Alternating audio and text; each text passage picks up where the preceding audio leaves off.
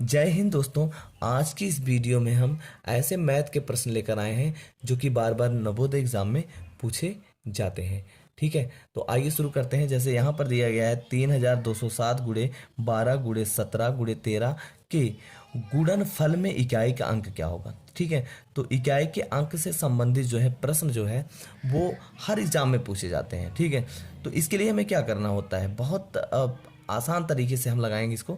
देखिए, यहाँ इसका इकाई अंक कितना है 7 है, यहाँ इसके इकाई अंक कितना है 2 है, यहाँ इसके इकाई अंक कितना है 7 है, यहाँ इसके इकाई अंक कितना है 3 है।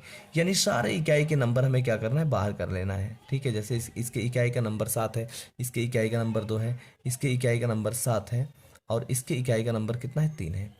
ठीक, सारे नंबर को हम क्या करेंगे, बाहर करेंगे, बस इकाई का नंबर ही लेंगे और सारे इकाई के नंबर को हम गुणा करा देंगे और गुणा कराने पे जो आएगा वही इसका आंसर होगा, यानी इकाई के स्थान पे जो आएगा। जैसे 7 दूनी 14, यानी इसका हमने गुणा कराया, कितना आया, 14 आया। ठीक, अब हमें 14 का गुणा 7 में नहीं कराना बल्कि इस 4 का गुणा कराना है कि इसके इस 14 का इकाई का क्या बना 4, तो इसका 4 का हम 7 में गुणा कराएंगे, कितना निकल के आएगा, 7 चौका 28। अब यहाँ पर भी इकाई का कितना बना, 8 8 बना। फिर हमें क्या करना है, इस 8 का गुणा जो है 3 में करा देना है, तो 8 3 कितना हो गया, 24। ठीक है, अब कोई संख्या है नहीं तो इकाई का पूछा गया, तो इकाई का क्या निकल के आया, 4। ठीक है, तो गुणा कराने के बाद जो नंबर आएगा वही हमारा क्या होगा, आंसर होगा। इकाई का अंक निकल के आया 4 और इस प्रश्न का उत्तर हो जाएगा 4। अब देखिए अगला प्रश्न देखते हैं। अगला प्रश्न दिया गया है 5 अंकों वाली बड़ी से बड़ी तथा छोटी से छोटी संख्या जो अंक 0, 3, 6, 8 तथा 9 से बनती है। ठीक है, प्रत्येक अंक केवल एक ही बार प्रयोग करने पर करना है। ठीक है, उनका अंतर बताना है। यानी कह रहे हैं कि 5 अंकों की ऐसी बड़ी बड़ी संख्या बनाइए। ठीक है, और 5 अंकों की ऐसी छोटी छोटी संख्या बनाइए और उन्होंने नंबर दिया है, जैसे 0, 3, 6, 8, 9। ठीक है, तो इन्हीं नंबरों से अगर हमें 5 अंकों की संख्या बनानी हो तो सबसे पहले बड़ी संख्या हमें लिखने के लिए जो है, सबसे पहले बड़ी संख्या बनाने के लिए हमें हमेशा बड़े नंबर से शुरुआत करनी होती है। तो इसमें सबसे बड़ा नंबर क्या है, सबसे बड़ा नंबर क्या है, 9 है। ठीक है, इसमें सबसे बड़ा नंबर 9 है। फिर उसके बाद बड़ा नंबर क्या है, 8 है। फिर उसके बाद 6 है। ठीक है, फिर उसके बाद 3 है। फिर उसके बाद ये क्या है, फिर उसके बाद 3 है, 3 के बाद क्या है, 0। तो ये 5 अंकों की जो है सबसे बड़ी संख्या बन गई। ठीक है, तो याद रखना, जब भी ऐसे नंबर देगा बड़ी संख्या बनाने के लिए बोलेगा तो हमें बड़े नंबर से स्टार्ट करना है और छोटे नंबर की तरफ जो है लिख देना है। अब देखिए, सबसे छोटी संख्या यानी 5 अंकों की सबसे छोटी संख्या भी लिखनी है। अब छोटी संख्या लिखने के लिए हमें सबसे छोटे नंबर से शुरुआत करनी होती है। ठीक है, तो यहाँ पर सबसे छोटा नंबर अगर देखा जाए 0 है, लेकिन याद रखना 0 कभी भी पहले नहीं लिखा जाता है। ठीक है, 0 जो है हमेशा अंक के बाद यानी अंक के बाद लिखा जाएगा, यानी 0 जो है नंबर के जब बाद लिखा जाता है तभी उसकी वैल्यू होती है। ठीक है, अगर हम आगे लिख देंगे तो वो 3 अंकों की, वो 4 अंकों की संख्या में। तो इसके लिए हम 0 को पहले नहीं लिखेंगे, तो सबसे छोटा नंबर इसमें देखेंगे क्या है, 3 है। तो यहाँ पर हमने 3 रख दिया। ठीक है, और फिर इसके बाद तुरंत हमें 0 लगा देना है, ये चीज़ याद रखनी है। ठीक, सबसे पहले हमें 0 नहीं लिखना है, लेकिन सबसे छोटा नंबर लिखने के बाद उसके बाद हमें 0 लगा देना है। और फिर यहाँ पर हमने उतार दिया कितना, 6, यानी उसके इसके बाद सबसे छोटा नंबर क्या है, 6 है, यानी 3 और 0 के बाद छोटा नंबर 6 है। फिर 8 है, फिर 9 है। ठीक है, हमने तो 5 अंकों की सबसे बड़ी संख्या लिख दिया इन्हीं नंबरों से और 5 अंकों की सबसे छोटी संख्या लिख दिया। अब हमें कह रहा है कि इनका अंतर बताना है। ठीक है, इनका अंतर बताना है, यानी जो संख्या हमने लिखी है इनका अंतर बता देना है। तो यहाँ पर हमें अंतर अंतर का मतलब होता है हमें इसका माइनस कर देना है। ठीक है, तो हम माइनस करेंगे, यहाँ पर 0 है, यहाँ पर 9 है। यहाँ से एक उधार मांगेंगे तो 10 बनेगा, 10 से 9 जाएगा तो कितना बचेगा, 1 बचेगा। ठीक है, 1 बचेगा। उसके बाद यहाँ पर क्या है, यहाँ पर 3 है, यहाँ पर 3 था, एक उधार लिए 2 बना। ठीक है, तो यहाँ से उधार लेंगे 12 बनेगा, तो 4 3 12। अब आप ऑप्शन भी चेक कर सकते हो, 41 इसमें दिए, 41 इसमें। ठीक है, आगे एक नंबर और बनाएंगे। यहाँ पर कितना दिया है, यहाँ पर 6 था, एक उधार लिया था तो 15, यानी यहाँ से उधार 15, 15 से हम 6 घटाएंगे 9, 9 6 15। तो देखिए 9, अब देखिए इसमें भी 41 9 मिला, इसमें भी 41 9 मिला। अभी हमें एक नंबर और जाना है, यहाँ से हमने उधार लिया था। ठीक है, तो ये 15 बना था, इसलिए यहाँ पर बचा 7। अब देखिए किस में 7 आ रहा है, 7 इसमें आ गया, लेकिन और किसी में 7 नहीं आ रहा है, तो ऑप्शन नंबर डी सही हो जाएगा। ठीक है, और चाहे तो पूरा घटा के देख लो, यहाँ पर कितना बचा, यहाँ पर 9 है, 3 घटेगा तो 6, तो यही इसका आंसर होगा। ठीक है, तो पूरा जो है हमें माइनस करने की ज़रूरत नहीं होती है, जहाँ हमें आंसर मिल जाए हमें टिक कर देना होता है। अब देखिए अगला प्रश्न दिया गया है 45, 75 तथा 165 का मासा ज्ञात कीजिए।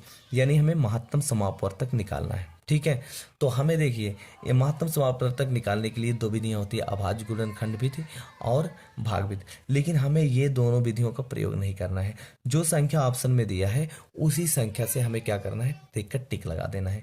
तो सबसे पहले हम चेक करेंगे कि 45, 75 और 165 का मासा निकालना है। ठीक है, तो याद रखना जो संख्या है यानी जिन संख्याओं का मासा निकालना होता है वो वो वो जो उसका मासा आता है, ठीक है, यानी जिन संख्याओं का हमें मासा निकालना होता है वो जो मासा आता है वो हमेशा उन संख्याओं से क्या होता है, छोटा होता है। ठीक है, उन संख्याओं से छोटा होता है।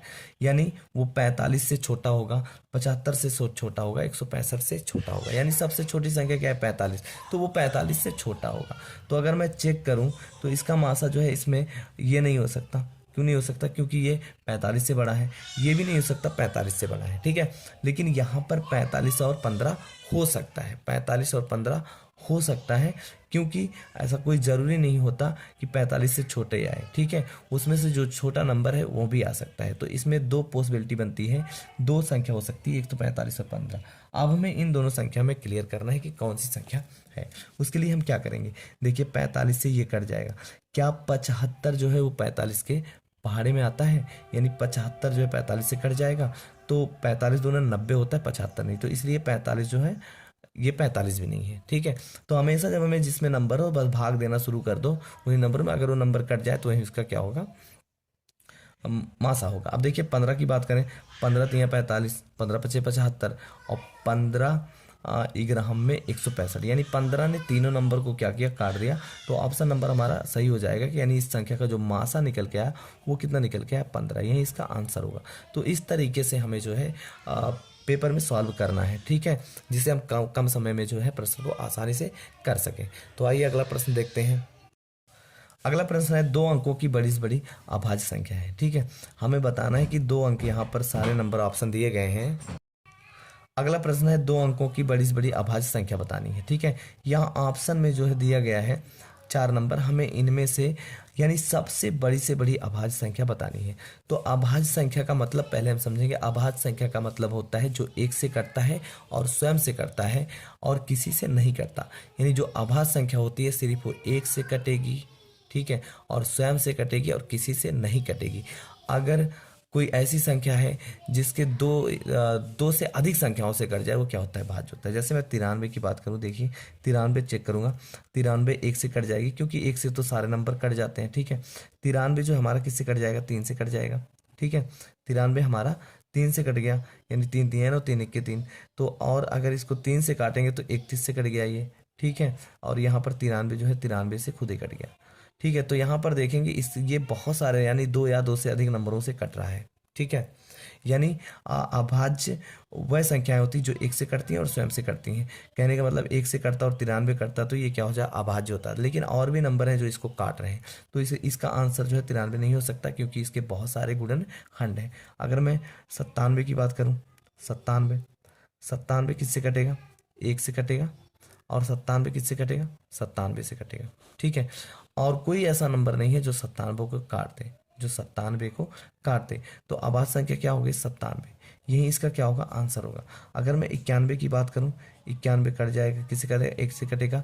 13 सत्ते 91 यानी 7 से कट जाएगा, 13 से कट जाएगा, यानी 3 फैक्टर हो गए इसके, 3 गुणनखंड हो गए, तो ये भी नहीं होगा। अगर मैं 99 चेक करूँ तो 99 एक से कटेगा, और 99 3 से कटेगा, और 99 33 से कटेगा, और 99 खुद ही 99 से कट जाएगा। ठीक है, तो इसलिए इसके तो बहुत सारे फैक्टर, लेकिन ये अगर मैं 97 देखूं सिर्फ ये एक से कटेगा और 97, यानी जो नंबर एक से कटते हैं और स्वयं से कटते हैं वही अभाज्य होता है। तो यहाँ पर 97 इसका आंसर